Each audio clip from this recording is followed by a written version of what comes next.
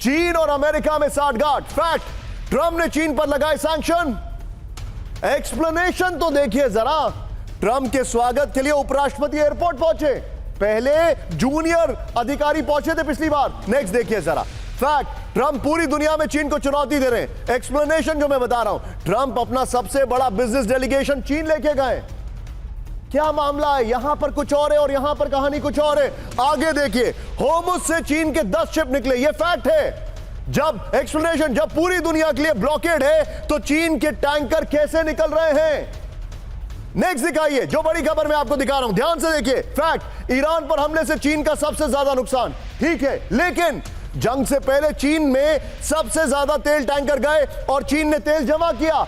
यह उनको कैसे पता था कि हमला होने वाला है? फिर आइए, नेक्स्ट दिखाइए। फैक्ट, मादुरो की लोकेशन अमेरिका को नहीं मालूम चल पा रही थी। जिस दिन चीनी डेलीगेशन मादुरो से मिला, उसी दिन हमला और कब्जा, उसी दिन हमला और कब्जा और अपहरण, बल्कि मैं कहूंगा। ये वॉल लीजिए और सीधे दिखाइए वो वाली ब्रेकिंग और शॉट। और राजन सर के पास एक क्विक टेक लेना चाहूंगा। राजन सर, बड़ा इंटरेस्टिंग है। मुझे तो लग रहा है कि दोनों के बीच में अंडरस्टैंडिंग है, शैडो बॉक्सिंग का खेल चल रहा है। मादुरो हो या ईरान हो, ये सारी चीजें सेटल कर रहे हैं। You take care of Iran, I will take care of Taiwan, that's it. जी बिल्कुल निशांत, ये आप नहीं बल्कि एक अच्छे एक्सपर्ट्स, जो बहुत सारे एक्सपर्ट्स हैं वो इस चीज़ को मानते हैं कि जो अमेरिका की तैयारी अभी चल रही है कि पूरी जो भू राजनीति है उसको बदल के एक तरह से G2 यानी कि ग्रुप ऑफ 2 जिसको बोला जाता है, जैसे अभी G7 G20 है, तो एक ग्रुप 2 के रूप में अमेरिका और चीन दोनों मिलकर अंतर्राष्ट्रीय राजनीति है उसको निर्धारित करें। इसकी पूरी कोशिश चल रही है और ट्रंप की कोशिश है।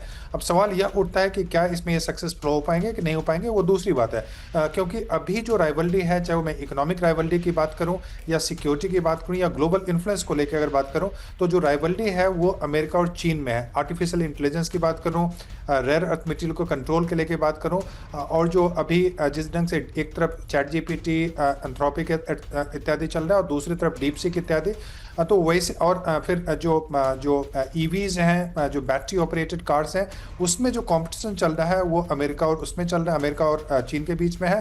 तो वैसे में यह मान के चलें, उनकी कोशिश है, खासकर ट्रंप कोशिश यह कर रहे हैं कि ताइवान के इशू पे हम उसको चीन पे दबाव नहीं बनाएंगे, और जो ईरान और वेनेजुएला इत्यादि में जो अमेरिकन इंटरवेंशन होता है उसमें सीधी तौर से मिलिट्रली चीन अमेरिका के विरोध में खड़ा नहीं होगा। तो ये अंडरस्टैंडिंग है। और बीच में जैसा आपने बताया कि बिजनेस डेलीगेट्स लेके आए, उनका मकसद यही है कि अमेरिकन इकोनॉमी को चीन के माध्यम से कैसे मजबूत किया जा सकता है और वहाँ पे इन्वेस्टमेंट के अपॉर्चुनिटीज को कैसे बढ़ाया जा सकता है, और जो टैरिफ और राइवलरी है उसको कैसे कम किया जा सकता है। तो इसमें कोई शक नहीं, ट्रंप की कोशिश है, लेकिन बहुत सारे उसमें इश्यूज हैं जिसके कारण से यह G2 नहीं हो पाएगा। उसमें दूसरे भी प्लेयर्स हैं वो काफी एक्टिव हो जाएंगे, चाहे मैं यूरोपियन यूनियन की बात करूं, भारत इत्यादि। तो मुझे लगता है, लेकिन कोशिश यही है। आपने बिल्कुल सही बोला। बिल्कुल, यू आर एब्सोल्युटली राइट। मैं जाऊंगा जरा सभी मेहमानों को दिखाइए, बड़ा ग्रैंड कवरेज वाला शो है। और अब मैं सुमेरा के पास भी आ रहा हूं। बड़ी खबर सुमेरा, I'm सॉरी आपको इंतजार कराने के लिए, लेकिन यहां पर ये बड़ी खबर, जॉन सिन्हा आपके साथ हैं, प्रोफेसर राजन हैं, निनाद सर आपके साथ हैं, सुमेरा जो कि अभी पिछले हफ्ते ईरान से वापस लौटी। बाय द वे, सुमेरा और आशीष हमारे सहयोगी, इनका एक पॉडकास्ट आ चुका है, एक और आने वाला है। आपको जरूर जानना चाहिए कि ईरान के हालात क्या हैं। कुछ ऐसी चीजें जो ऑफ द कैमरा है वो आपके सामने ये लोग लेकर आए। लेकिन इस सब के बीच में एक बड़ी खबर, ब्रेक करिए। होर्मुज पर ट्रंप और जिनपिंग में बात, ये वैसे हमने आपको पहले भी बताया था। दिखाइए, ब्रेक करिए। होर्मुज का खुला रहना जरूरी, ट्रंप ने कहा है। ब्रेकिंग और शॉट, होर्मुज पर दोनों देश एक साथ, ब्रेकिंग और शॉट, ट्रंप ने कहा है। ब्रेकिंग और शॉट, ये देखिए जरा। ट्रंप ने जिनपिंग को यूएस आने का न्योता दिया है। ट्रंप ने जिनपिंग को अपना दोस्त कहा है।